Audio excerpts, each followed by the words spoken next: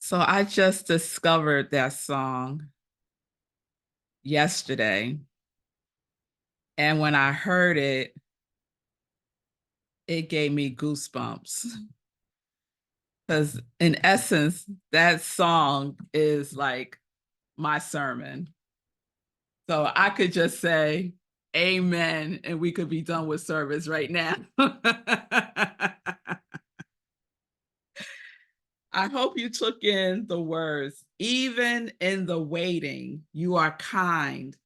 I rest and surrender. I don't expect an answer overnight. Your purpose is higher, oh, so much higher than mine. Even in the waiting, you are kind. You're using every moment by design, in between expecting, in between receiving, before I know the answer, before I see the reason, you're moving in the meantime. Ooh, yes, yes, yes, yes. So that's where we're going today. Respect the in between. And I think I'm going to get right into it. The in between can feel like we're in limbo. It could feel like we're lost, like we don't know where to go, what to do. It is that in the meantime space. Iyanla Vanzant has a book called In the Meantime, and I read it over 20 years ago. It mainly focuses on relationships, and it was what I needed at the time to focus on relationships, but it really can relate to any area in your life.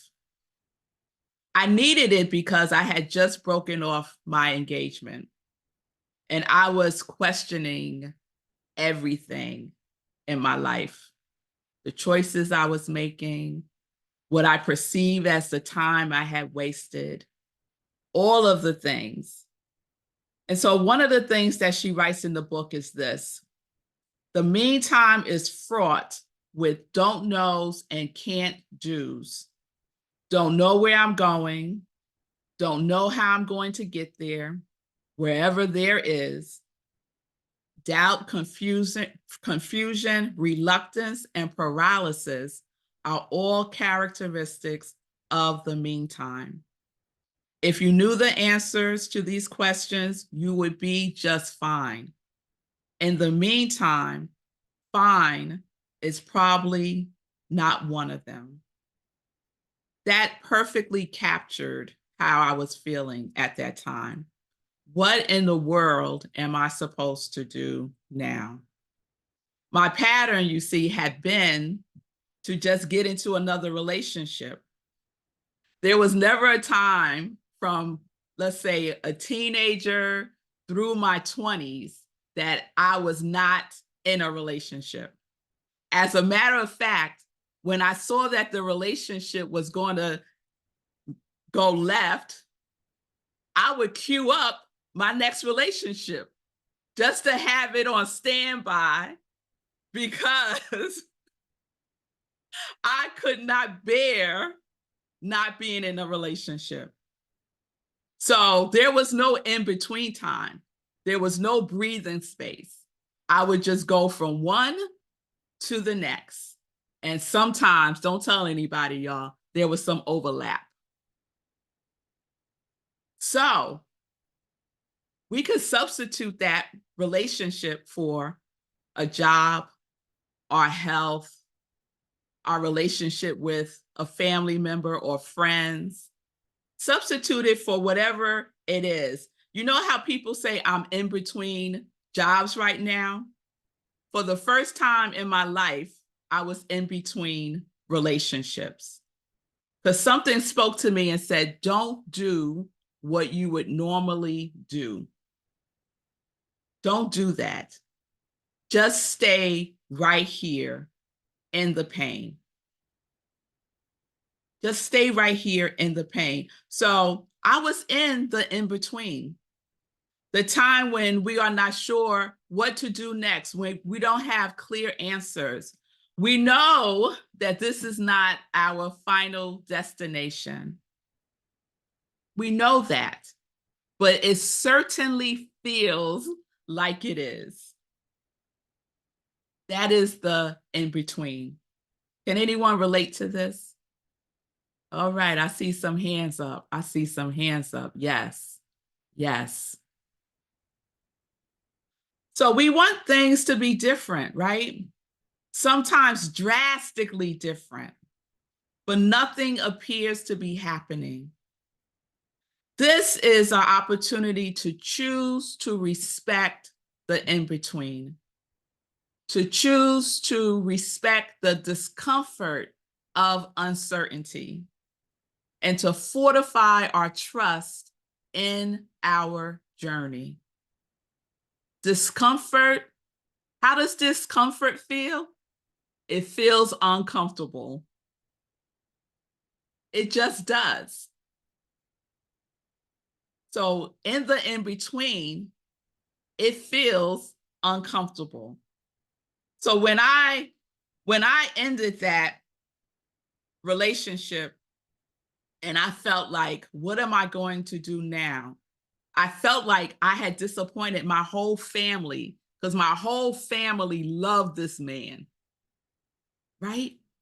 They had our whole life planned out for them, for us. So they made it even more difficult to end it. Substitute in a job. Everyone thinks this is the right job for you. You think this is the right job to you. It's paying you a whole bunch of money. And so you stay. When your heart is calling you to do something else. So what I learned is that although it felt like I wasn't on my spiritual path, I realized that there is never a time when I am not. I was born on my spiritual path, in my spiritual path. My first breath was my physical connection to my spiritual path. So it's challenging to respect something that you are not aware of. But some of us are not aware that we are on our spiritual path, even when we are in the midst of relationships ending, jobs ending, health challenges, disappointments, discomforts. We are still on our spiritual path.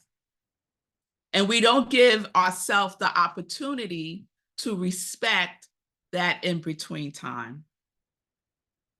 So, like I said, I would quickly fill up the space with another relationship, and it had become a dysfunctional pattern that needed healing. So this time, I didn't do what I would normally do. I stayed my butt in the in-between. So when we respect the in-between, we are giving ourselves an opportunity for something else to come in, because there is space for it to come into. Respect the in-between by giving yourself some grace that you really are doing the best that you can. I was like, what is wrong with me? Everyone thinks this guy is the best thing since sliced bread. But we know sliced bread ain't good for us, right? Respect the in-between as an opportunity to be still and know that this is part of your journey. Respect the in-between, releasing any resistance to what is. We resist what is. We are really good at resisting what is. We're good at talking about what had happened, right? Who don't love a good what had happened story? We all do. But the in-between is an opportunity for us to take responsibility. Yes, because my fingerprints were all over that relationship also. To forgive ourselves and to forgive others. And that in between gives us the opportunity to do and start that process. So remember last week I talked about the definition and the origin of the word respect. And those of y'all know that I love the origin of words, the vibration of the word. And so respect, the origin of the word respect is to look back and pay attention to. So when we respect the in-between, we are respecting looking back from where we were to where we are now and pay attention to the choices that we made along the way. Now, was this difficult for me to do? To take responsibility, to look at the choices that I had made in spite of the red flags that were like, hey, girl, right? It was difficult. It was painful. And it was okay. It was okay that it was all of those things. So we respect the in-between by just allowing ourselves to be in that space. Iyanla Vanzant writes in the book that I mentioned, In the Meantime, she writes, you will stay in the meantime for as long as it takes to get your inner workings in order. So my pattern of jumping from relationship to relationship to relationship did not allow for the space in between to get my inner workings in order. As a matter of fact, I was avoiding my inner workings like the plague. I didn't want no parts of my inner workings, right? But the inner workings is where we need to go. When we respect the in-between time as a gift, it signals to the universe that you are preparing yourself for the next phase of your spiritual journey. Remember, you are still on your spiritual path. The in-between gives breathing space that protects us and prepares us. Protects us and prepares us for the next leg of our journey. You are gathering the necessary tools, right? You're integrating the lessons. Yes? You're resting your nervous system. And you're taking the opportunity to begin to see yourself from a higher perspective because those inner workings are now working. The in-between serves as a catalyst to a deeper awareness of who, and as Jan said, whose we are. Who and whose we are. It is an opportunity to transform from victim consciousness to being consciousness. It is an opportunity to remember again who and whose you are. We say in our teachings that things don't happen to us. We say things happen for us, right? The in-between gives you the breathing space to go within and travel from this happened to me to the field of love consciousness of this happened for me. Many of us stay in that victim place. Look what he did to me. Oh, it's lovely to be there. I love telling that story about what he had done to me,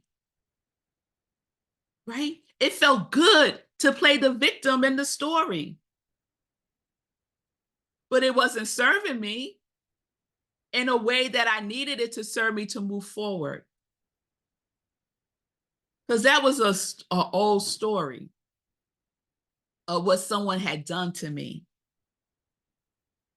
And so I got to respect myself, own my power, and say to myself, wait a minute, this happened for me. What for? What for, God? That's what I said. Okay, I get that it happened for me, but what for? Right? It's so that I would not bypass it again. Spiritual bypasses. Me jumping into another relationship was my version of a spiritual bypass. So it's not just about changing our thinking. And I know change your thinking, change your life. Yes. And it's important to feel our feelings and to listen to our inner workings, to our soul. If you don't believe me, Ernest said it himself in the Science of Mind text on page 344. I'm not making this up. The highest mental practice is to listen to this inner voice and to declare its presence. I'm going to say that sentence again. The highest mental practice is to listen to this inner voice and to declare its presence. The greater our awareness of this indwelling I am, the more fully we live. When stuff happens, we think and think and think and think and think and think and think and think and think and think and think and think and think and think and think and think and think and think and think about it. And we want other people to think and think and think and think and think and think and think and think and think and think and think and think and think about it too.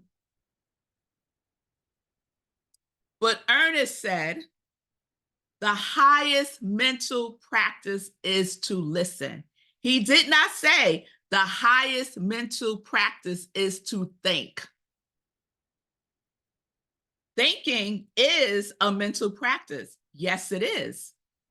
But it's not the highest mental practice.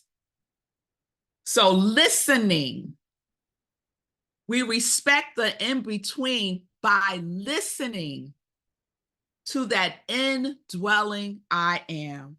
And every last one of us has an indwelling I am. All of us. So the in-between gives us space to literally lift our spirits by listening to that indwelling I am that I am. That I am that I am that is always whispering to us. And it's not whispering sweet nothings. It's whispering sweet everythings. It's whispering your name. It's reminding you of who and whose you are. But we have to listen. We have to listen. The in-between awakens us to the truth that we are still on our spiritual path. Yes, I felt lost. And I am still on my spiritual path. That relationship served a purpose in my life. It was this relationship that introduced me to Science of Mind. It was this relationship that took me to my first service at Lincoln Center, and I heard Stuart Grayson one Sunday, and the next Sunday I heard Eric Butterworth, and my whole life changed. He doesn't know, but it was, well, then I told him a couple of years later, y'all, we're friends. He doesn't know at the time that what he was really introducing me to was myself. Oh, come on, y'all. Because everything and everyone serves our purpose. And sometimes that service don't feel so good, but it is. Don't get hung up on the in-between and the way that it looks.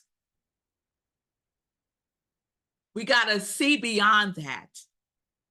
And we see beyond that by going within and by listening to our intuition. I was in that relationship, I think, for like 4 years. Within the first year, I saw red flags, but I ignored them. I'm seeing things. Everyone thinks he's fabulous. Like, what's wrong with me? Listen to your intuition. I would have dreams about him with other women. And then I would tell him about the dreams. And then he would sit there and analyze the dreams with me. Come on now. This was an awesome guy.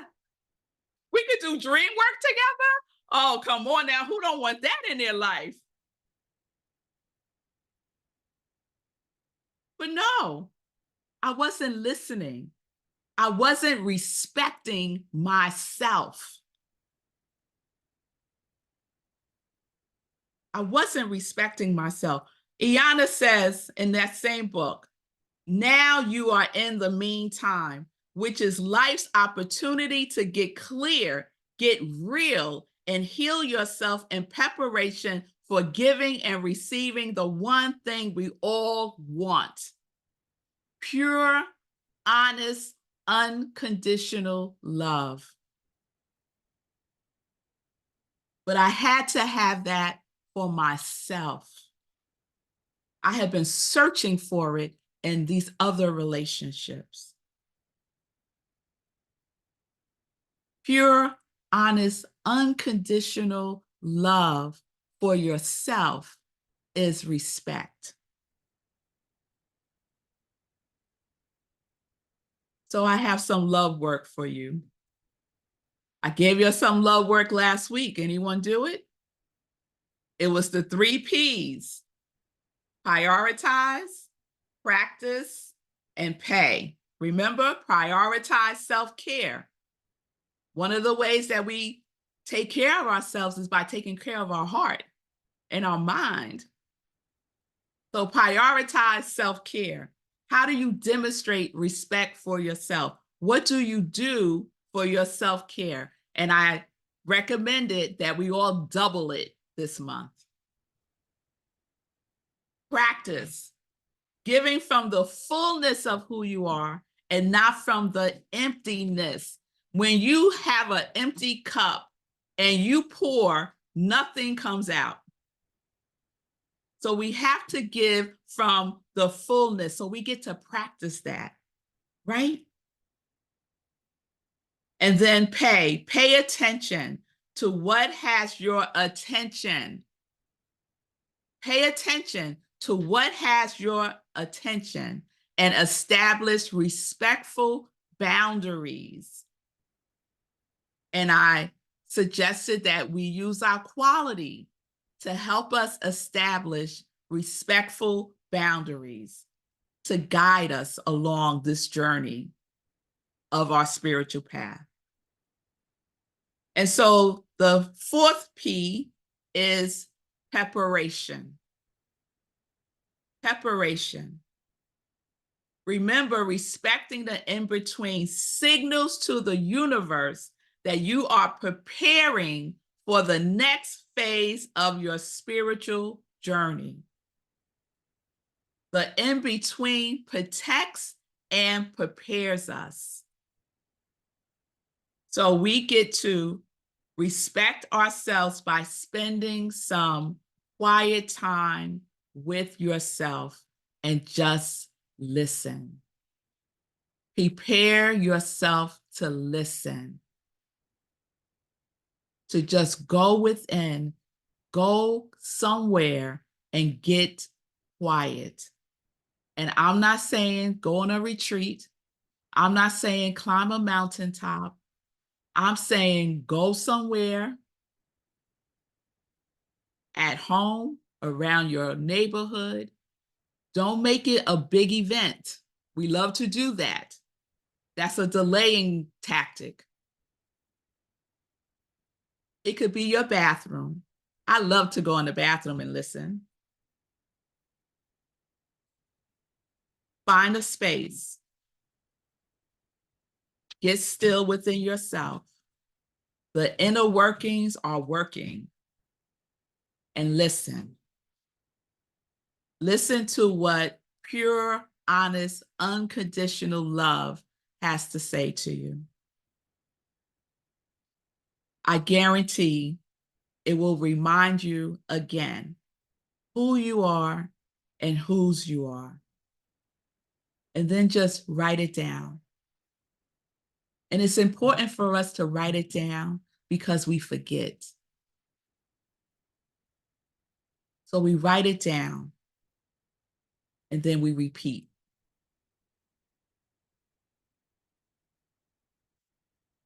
So who will say yes to that? Preparation. All right, I see the hands. Just twice this week, a baby step. And if you say, Red Melissa, I don't hear anything, just be still. Give yourself some time because it may be a long time since you have listened. And so things inside are going, wait, what's going on? What are we doing here? Where are we? Right? So just give yourself some time, some space.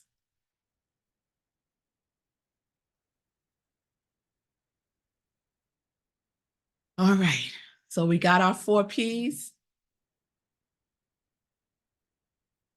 Prioritize, practice, pay, and preparation. So I want to close this with a poem by John O'Donohue. And it's called For Belonging. So I invite you to just go within. Let this sermon, this message, just settle in to your bones as I share this with you. May you listen to your longing to be free. May the frames of your belonging be large enough for the dreams of your soul. May you arise each day with a voice of blessing whispering in your ear. Something good is going to happen to you.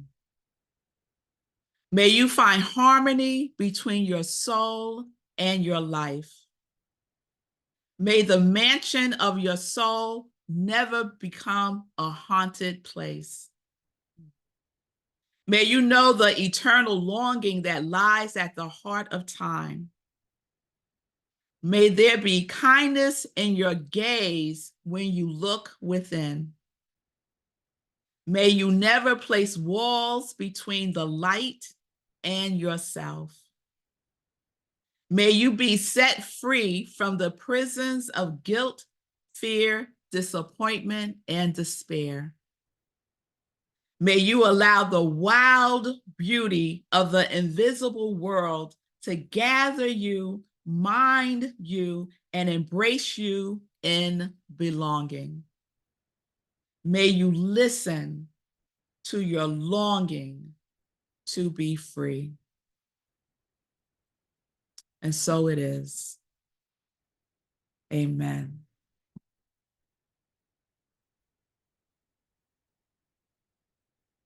So I'm going to end this with another song that is also called